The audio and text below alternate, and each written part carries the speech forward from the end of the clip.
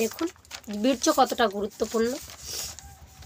আপনি লক্ষ্য করেছেন, আপনি লক্ষ্য করবেন, যারা অযথা যৌনতায় ভোগে, যাকে কি বলে, তাদের চোখে কোনো গভীরতা থাকে না, তারা স্থির থাকতে পারে না, তাদের মন সব সময় অস্থির, শরীর ক্লান্ত থাকে। বীর্যকে দমন করবেন না, বরং রূপান্তর করুন, রূপান্তর। সংযম মানে দমন নয়, দমন করলে বিপদ বাড়ে। যে দমন করবে তার অবচেতন মন সর্বসময় যৌন চিন্তায় ভরে থাকবে। যে যত চাপা দেয় ভিতরে সেই অগ্নি তত বেশি জ্বলতে থাকে। সংযম মানে সচেতনতা। বলছি বীর্যকে সংযম করুন, কামকে সংযম করুন। তাই বলে আপনার বীর্যকে দেহের মধ্যে রাখা নয়, তাকে ঊর্ধ্বগামী করা, তাকে রূপান্তরিত করা। সংযম মানে সচেতনতা, তার দিকে ধ্যান দিন। যেটা আমরা অপচয় করছি, চারদিকে ধ্যান দিয়ে নিজের শরীরটাকে, শক্তিটাকে বাড়াতে বলেছে। যখন যৌন ইচ্ছা জাগে তাহলে কি করবেন? আপনি তাকে অন্ধভাবে ভোগ করবেন না, তাকে দেখুন, অনুভব করুন, তাকে সচেতনতায় আগুনে পুড়তে দিন।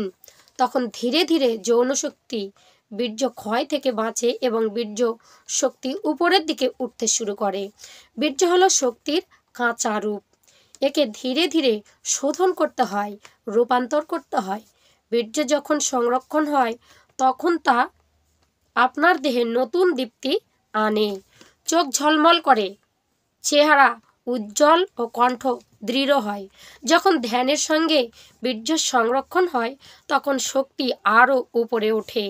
তখন তা মস্তিষ্ককে আলোকিত করে, হৃদয়কে প্রসারিত করে, আপনার মধ্যে এক অদ্ভুত তেজময় দীপ্তি আনে, মানুষের আকর্ষণ জাগায়। যখন যৌনশক্তি কুণ্ডলিনী হয়ে জেগে ওঠে তখন তা বীর্যচক্রে বা শীর্ষচক্রে পৌঁছে যায়। তখন যৌন শক্তি রূপান্তরিত হয় চেতনার দীপ্তিতে। যখন বীর্যশক্তি কুণ্ডলিনী শক্তিতে এসে মিশে তখনই আপনার শীর্ষে পৌঁছে যায়, মস্তিষ্কের মধ্যে পৌঁছে যায় মন। এই সময় মানুষ দেবত্ব লাভ করে। যৌনতা হলো প্রবেশদ্বার, ধ্যান হলো গন্তব্য। আপনি যৌনতাকে কি করে আশ্রয় করে গেলে, এড়িয়ে গেলে পথ হারাবেন। যৌনতার আকৃষ্টকে সেতু হিসাবে ব্যবহার করুন, তবে একদিন আপনি ধ্যানে পৌঁছে যাবেনই। তান্ত্রিকগণ বলেন যৌনতা যখন প্রেমের সাথে মিলিত হয় তখন শক্তি বীর্য ঊর্ধ্বগামী হয়, আর যখন সেই প্রেম ধ্যানের সাথে মিলিত হয় বীর্য অমৃত হয়ে ওঠে। মানুষ যত বীর্য নষ্ট করে ততই মৃত্যুর দিকে এগোয়, কারণ বীর্য মানেই জীবন। আপনি যখন বীর্য হারাবেন তখন আপনার জীবনের বছরগুলো ধীরে ধীরে কমে যাবে। যুবকরা ভাবেন যৌনতা যত বেশি জীবন তত আলোকময়, কিন্তু তারা বোঝেই না প্রতিটি অপচয় তাদের মৃত্যু ঘনিয়ে আনছে, মৃত্যুর দিন গুনছে।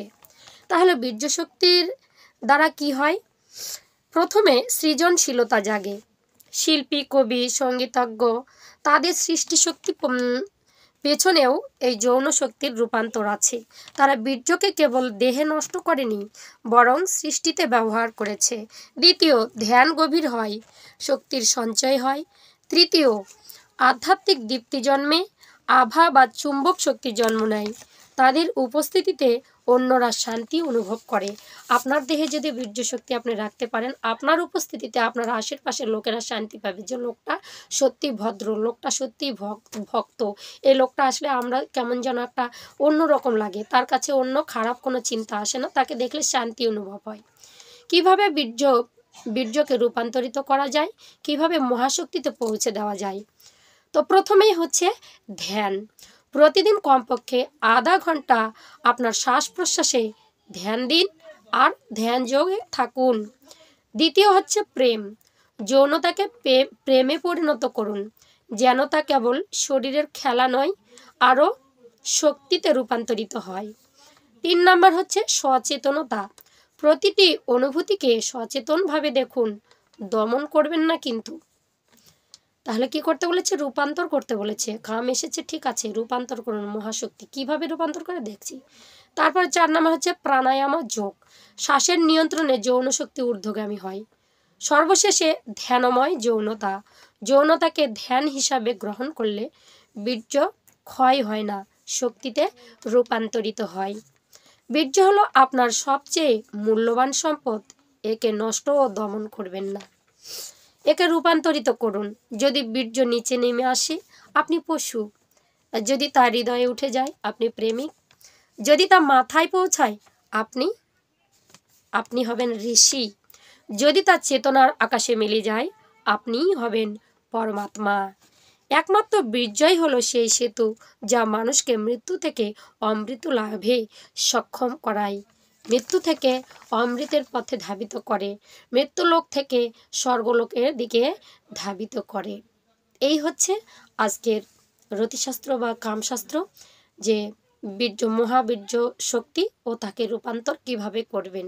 তাহলে প্রত্যেক দিন আধা ঘন্টা আপনাকে ধ্যান করতে বলা হয়েছে। ধ্যান মানে কি? আপনার শ্বাস প্রশ্বাসের দিকে নজরদারি করা। ধ্যান মানে নির্জন স্থানে বসে যাবেন, ঘরে হোক বা কোনো গাছের নিচে হোক, যেখানে অক্সিজেন ভরা।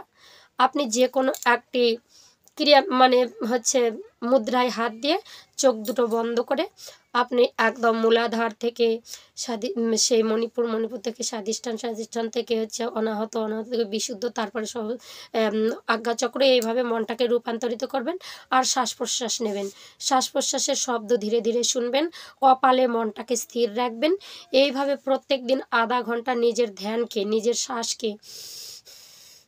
শ্বাসের দিকেই চেতনা থাকবে। আপনার শ্বাস কতবার যাচ্ছে, কতবার আসছে, এইভাবে শ্বাসের শব্দ শুনবেন। আর নয়ন মুদ্রিত করে দ্বিতলে ভুরু যুগলের মধ্যে মনটাকে স্থাপন করে আধা ঘন্টা দৃষ্টি নিক্ষেপ করবেন। দেখবেন কাম বাসনা আপনার প্রেমে পরিণত হয়েছে। আর প্রেমে পরিণত হলেই তো আপনাকে বলেছে আপনি চেতনার জগতে থাকবেন না, আপনি ঠিক সেই অমৃতের পথ অবলম্বন করতে পারবেন, সেদিকে পৌঁছে যেতে পারবেন। তো কামকে নিয়ন্ত্রণ করা অত সহজ নয়। শুধু কামকে যদি আমরা, কেউ তান্ত্রিকরা বলে হে বেলপাতা খেয়ে নাও, কামটা তোমার দমন হয়ে যাবে, কিন্তু কাম দমন করে, উপরে কাম দমন করে কোনো লাভ নাই। মনকে যদি আমরা দমন না করতে পারি, মনকে দমন করতে গেলে প্রাণায়াম করতে হবে, ধ্যান করতে হবে, কৃষ্ণ কথা হরিকথার মধ্যে থাকতে হবে, আপনি ধ্যান প্রাণায়ামের মধ্যে যেতে হবে, যোগা করতে হবে, ঠিক মন নিয়ন্ত্রণে এসে যাবে। একবার মন নিয়ন্ত্রণে এলে আপনার স্বর্গের দ্বার অবশ্যই খোলা থাকবে।